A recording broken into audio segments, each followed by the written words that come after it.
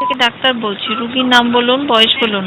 আচ্ছা, রোগীর নাম হচ্ছে বৃষ্টি আর বয়স হচ্ছে 17। কি হয় রুগী আপনার? আমার গার্লফ্রেন্ড। আপনার গার্লফ্রেন্ডকে বলবেন ফোন করতে সরাসরি।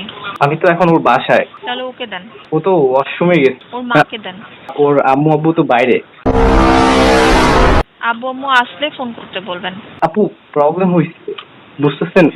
কি হ্যালো? সমস্যা বলুন। মানে ওর আর কি ব্লিডিং হচ্ছে এখন। ইন্টারকোর্স হয়েছে? না, আমি তো আপু আসলে এটা বুঝতেছি না, কিন্তু ওর অনেক ব্যথা হয়েছে তো, তারপর আর কি মানে এখন অনেক রক্ত পড়তেছে আপু। যদি অতিরিক্ত ব্লিডিং হয়ে থাকে, যদি কোথাও ক্ষত হয়ে যায় থাকে, সেই ক্ষেত্রে হাসপাতালে নিয়ে যেতে হবে, ঠিক আছে?